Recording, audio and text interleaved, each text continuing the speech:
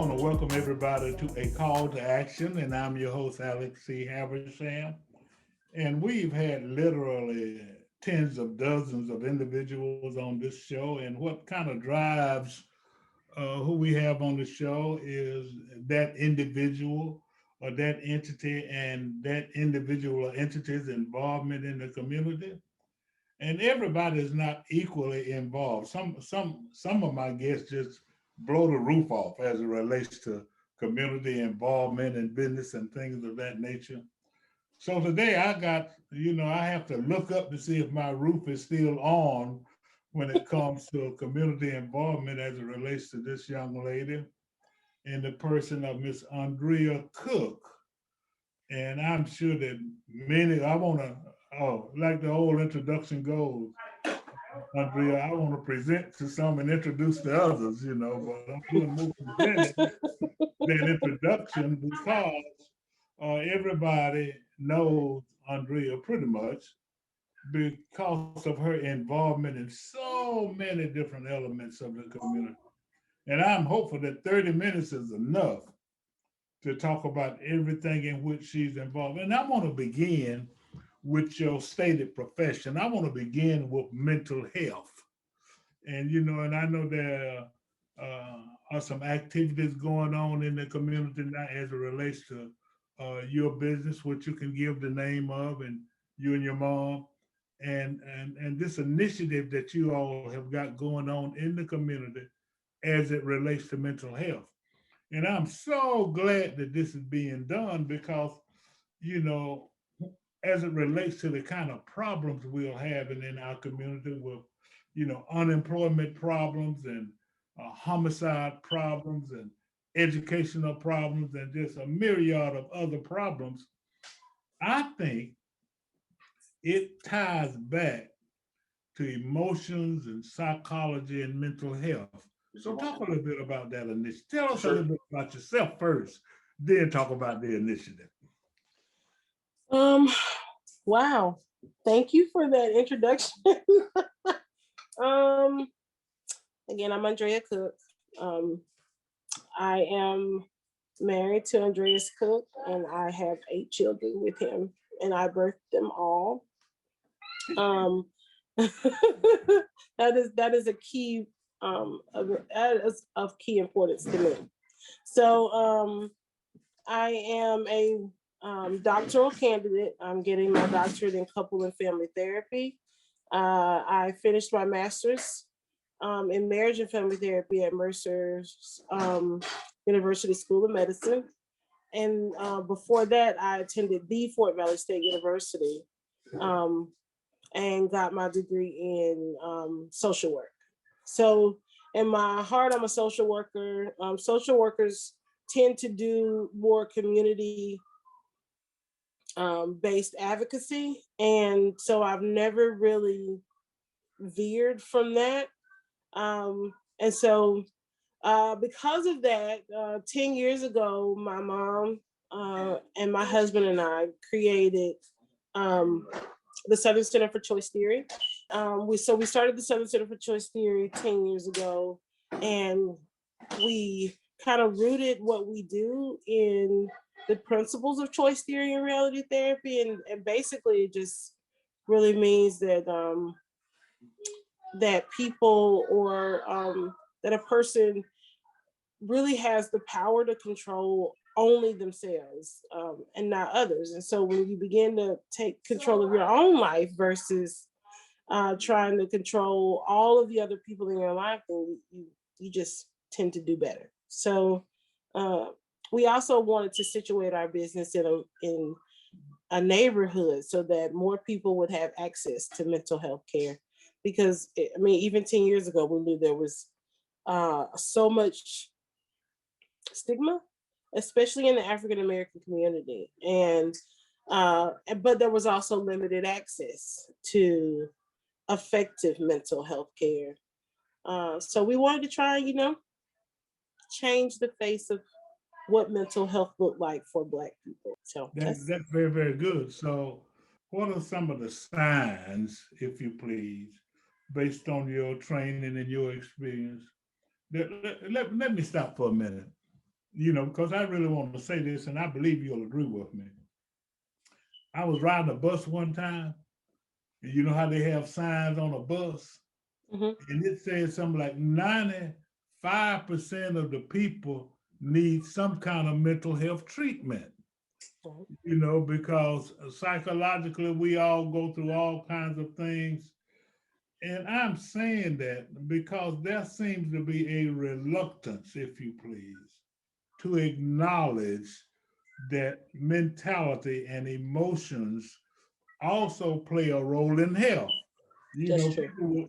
People will go to the doctor and see about an arm hurting or something of that nature, but they are reluctant to go to the psychologist or the psychiatrist or the counselor. Talk a little bit about that. Okay, so there is reluctance, and that's because you know people don't want to be portrayed as crazy, and so that's one of those. It's a misconception. Just because you're attempting to take care of your mental health doesn't mean that you're crazy. Right. It also there's seeing a mental health counselor should be just as accepted and expected as going to a physician. So when you have an ailment, when your shoulders hurt, you don't think twice about going to get a doctor to look at it and treat you. And so when people are anxious or they're depressed, they shouldn't think twice about calling a therapist. In fact, I would go further and say that people should already have encountered a therapist. They should already have one in their pocket. Like people have attorneys that are on retainer. Then, if we begin to make this conversation a little bit more acceptable in all communities, then I really believe that we can begin to turn a tide on a lot of the ills that are happening in our communities. And specifically in Macon, where we have this 44.7% concentrated poverty. So that means there's we know that there are people in Macon who are very affluent, but there are people in Macon who are experiencing advanced, prolific poverty. And that poverty is directly related to mental health outcomes. And so if we can provide a no-cost mental health clinic for people where it's removing all barriers and stigma, then we can begin to work on the issues that people are facing. There's a segment of counseling that is financial counseling. So, beginning to help people break down why are they experiencing this. I need to have this thing right now, versus planning how I can get my needs met. And nobody's saying, if you need some shoes, YOLO, get the shoes. But at the same time, how can I make sure that myself and my family's financial needs are taken care of? Because that also is a component. So talk a little bit about this initiative with the city, and then we're going to move from that into your community involvement. Okay, so um, our mayor was very insistent during the transition between his administration and Mayor Ricker's administration about trying to find out what would be some things that the community as a whole felt that we needed in order to move Macon forward. And I had the honor of being on his transition team, and wasn't quite sure why I was set at the public safety table or to sit with the public safety officials. So I was the only one that wasn't technically in public safety. Um, and I couldn't help but to interject that I feel like we need to have access to mental health care, not just for the people who can afford it, but for everybody. And for the police officers, the firemen, because what I learned from sitting at that table is that they see some pretty horrific stuff. And how are we keeping them from being desensitized by some of the stuff that they see? And so what I have learned from my mom, who is an amazing counselor, she's probably the best one I know, is that so many of the mental health disturbances that present themselves in young people who are like fidgeting, so well, some people would maybe diagnose a child with ADHD, is really just undiagnosed trauma. And it's shocking, huh, that somebody can be sitting in a classroom and someone just thinks, okay, they just can't act right, they just won't act right. And really what's happened is this young person has been traumatized. And one of the things that Resilient Middle Georgia does is and this is a project for that the community partnership and Mercer University School of Medicine is working on. They are trying to help our community to form a common language around trauma, and that's something that's really, really important, is that people are begin to recognize what the signs of trauma could be, and that it's okay if you've been traumatized, but what are the next steps? And so the next step is being able to have access to this no-cost mental health clinic, which I'm so grateful that our mayor saw it as something that was important based on the transition team results. And our commission was supportive of getting better access to mental health services, because if we don't take care of those things on the front end, then they present themselves as violence and chaos on the other end. Okay, that's very, very true. So talk about the clinic mechanically. Where is it? What's the approach to trying to get the services? Who qualifies for the services? Because I want to say this. I think that the need for mental health counseling is directly related to many of the problems, crime-wise and otherwise, that we're having in our community. So talk a little bit about how to access, if you please, these services. Okay, so they will be situated in 7 different communities, and those communities are I don't have them off the top of my head, but but places like Pendleton Homes and Rosa Jackson Recreation Center. We will be at Gilead on Bloomfield. So in a lot of these targeted communities where a lot of people are in poverty, not everybody, but there are pockets of poverty in these neighborhoods. And so we want to offer access in a comfortable space. The communities are already using the recreation centers. So so our plan is to have focus groups, asking each community what services do they feel like they need, because when you include people in the process, they feel they have buy-in. So when you have buy-in, you participate. That's one thing that we will be doing.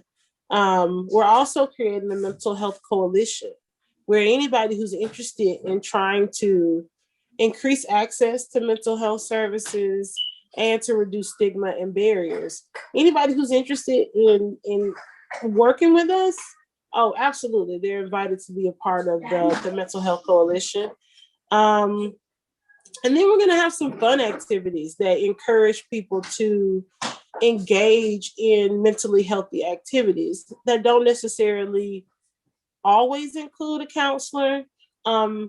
But they'll have an opportunity to interview a counselor, see what it's like to vet, because you should vet your counselor. You should talk. The person that's going to be your trusted confidant that's not judging you should be somebody that you feel is good for you. And so we'll be teaching people that you can ask questions of your counselor before, or the counselor before you accept them as your counselor. So just kind of, taking one of the things that I'm so passionate about as a doctoral candidate is how do we move research to practice? And so we need to begin to not continue to create journals and articles just for the professionals, but how can we move that research into direct service? And so my dissertation is about um, calling myself a community therapist, and what does that look like? And so this is what it looks like. It is working to change policy, to inform policy, and then to see that policy funded so that the people who don't have access gain access. And so um, it's been a fun ride, and I'm so excited about where we're going.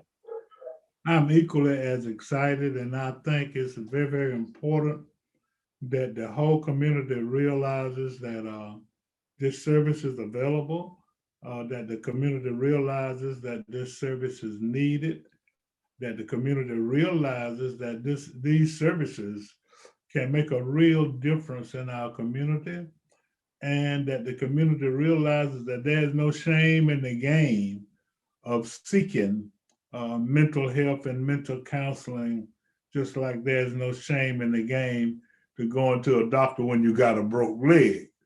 I mean, it's the same kind of premise. And also, I've noticed, and I guess we're gonna need more time, but I want you to talk about, your community involvement. You've been involved in so many initiatives. I think some on Napier Avenue. I'm familiar with the Make Imperial Easier. And I want to say something right quick. I want to interject something. Now, here this lady is in front of me, Miss Andrea Cooke, who's got a business and 8 children, and that she birthed. She want me to say that because she wants everybody to know that she actually has 8 children, none of whom are adopted. But the point that I'm trying to make is that and it's so important to making a difference in our community, in spite of her business and that she's in with her mom, and taking care of her family. She's got 8 kids and doing a phenomenal job with them, but she still finds the time to find initiatives or get involved in something community wise. So talk a little bit about your community involvement. Well, the part of the motivation is one, I'm standing on the shoulders of like my mom and her friends, and knowing that if I don't speak up, then who will? So that's one thing. Plus, I'm incredibly hard headed. I'm not just hard headed, but I'm one of those people who believes in um, if they don't believe that I can do it, I'm gonna show them that I can do it, and that fuels me. So so on top of that, I live in Napier Heights. I grew up in this community, and so I have a vested interest in its success, and the people who are my neighbors, and the people. I mean, well, I have some neighbors, but 2 of the houses on the street that I live on are blighted, and I don't want to move to another community simply because of that. I feel like um, if we make enough noise, if we do enough of the work ourselves, then we can activate the people who have the power to shift and change where we stay. And so that's part of it. The other part is that so there's a deep connection between um, being mentally healthy and what you put in your body. And so I happen to live in a community where we don't have a grocery store. We don't have a big place where we can go and get healthy food. We have dollar stores, we have gas stations and liquor stores. And so there's just really not a whole lot of places that people who don't have vehicles or the money to pay for a bus. But even the bus, it's going to be a 4-hour trip to get to a grocery store and back. And then you got to carry all your stuff. And so myself and along with a few other individuals have been working to create a neighborhood co-op in our community so that it's owned by the people who live here, is staffed by the people who live here, and is patronized by the people who live here. Wow. So we have created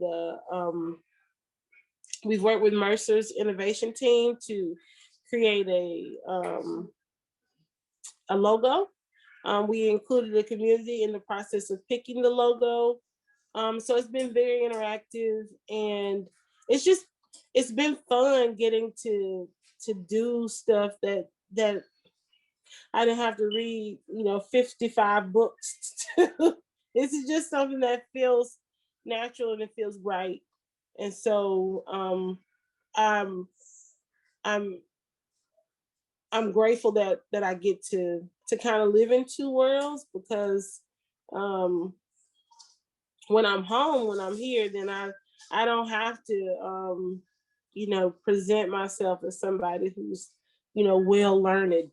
I get to be exactly who I grew up as, and my most authentic self in this community. And so I'm glad that I get to represent my neighbors, and I'm glad that I get to advocate for them, and I'm not going to be quiet anytime soon.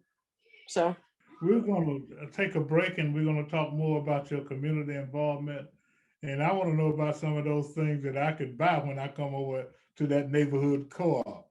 This is the call to action. I'm your host, Alex Haversham, interviewing Miss Andrea Cooke, who's doing a lot of things as it relates to counseling and community involvement, etc. We'll be right back. Get ready, Central Georgia. This is Alex Haversham, publisher of the Macon, Middle Georgia Black Pages. I'm happy to inform the community, particularly business owners, that we're working on a new edition of the Macon, Middle Georgia Black Pages and Resource Guide. Coming soon. So call today. You need to be a part of this. Your resource guide to identify Black-owned businesses throughout Central Georgia. You either get your free listing and or your ad in the upcoming edition. We try to make it very easy through our book, electronic and digital formats, and social media. Reserve your ad space today. Call 478-464-0074. Visit our website at maconblackpages.com. You cannot afford not to advertise. Download the app. The new Macon, Middle Georgia Black Pages and Resource Guide is on the way. Coming soon. I'm back with Miss Andrea Cooke, who is a counselor, a community activist, a mother, an entrepreneur, and many, many other things to the community. I wanted to soak in that this is a young lady who's very involved in the community. And I'm gonna always emphasize that she's the mother of 8 children that she birthed. But now I want us to understand how this comes together. She lives in her neighborhood that she grew up in. She has a relationship with her neighborhood and her neighbors. She detected problems in her neighborhood as it relates to mental health and food insecurity. So she established a neighborhood co-op that I think is functioning, and I'll know pretty soon because I'm gonna go visiting it.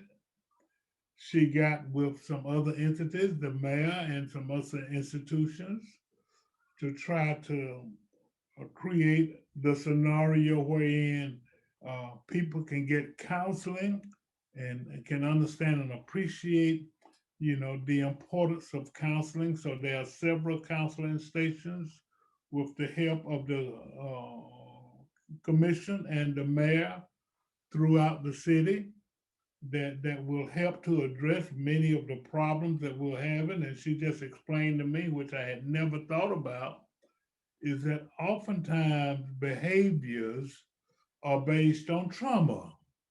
They are generated and they are motivated by trauma. And I'm so happy, because Andrea, at one point, when I was thinking about all the homicides in our community, I was saying that maybe if we could generate a profile of the perpetrators, it's just too many of them.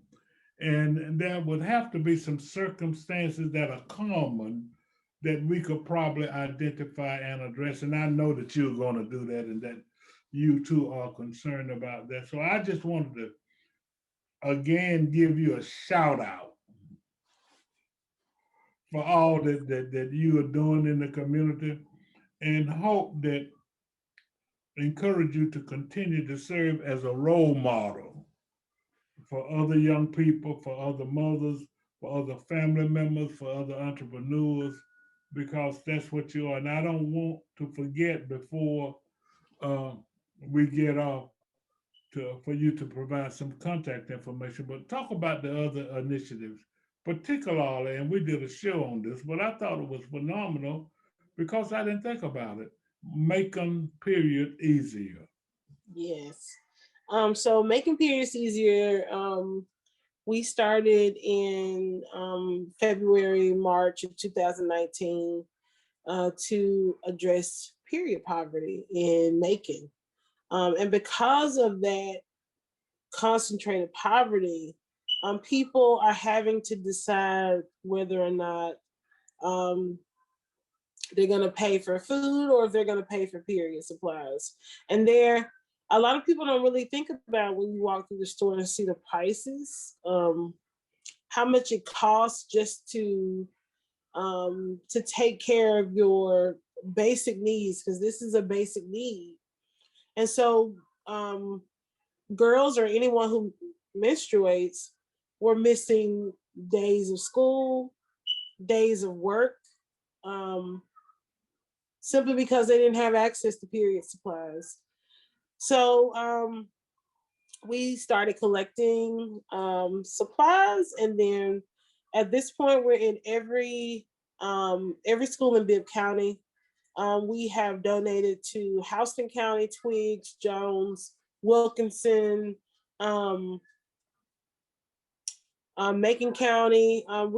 We've done our best to provide what we could, and so I'm very excited about the work that we're doing with making periods easier. That's one aspect of the work, and I also am a steering committee member with Georgia Women and Those Who Stand With Us. And out of the work and the policy making or policy assistance or advocacy that Georgia Women does came Georgia Stomp. And Georgia Stomp is another advocacy group that works to create policy. Georgia Stomp is the policy making advocacy group. And so they were working on getting rid of that 4% tax on menstrual supplies. They were also working, or we were also working on getting the state to provide funding so that not only people in schools, health departments, and the jail system would have access to period supplies. So I've enjoyed the work. And I've enjoyed watching you and observing all that you and your family do for the community. Again, I want to publicly congratulate you and thank you for all that you do. This is a call to action. I'm your host, Alex Haversham, having interviewed Miss Andrea Cooke. So give a contact number so if somebody wants to reach out to you and maybe a Facebook page or whatever, right quick. Okay, so they can reach my office at 478-741-1268. If someone is in there, please leave a message. We'll get back to you. Andrea Cooke. You can reach me on my personal Facebook page, and you can also reach me at the Southern Center for Choice Theories Facebook page, and it's SC4CT. Okay, this is a call to action. I'm your host, Alex Habersham. Thank you for the experience of how you deal with 8 kids and keep it moving. You're a pro at it. Again, and thank you so much to you and your family, your mom and your husband, and all of your kids, and everybody who supports us, and the mayor and the commission, and everybody who supports being involved in the community and making a difference. Congratulations again. Thank you again. I'm your host, Alex Habersham. Have a great day.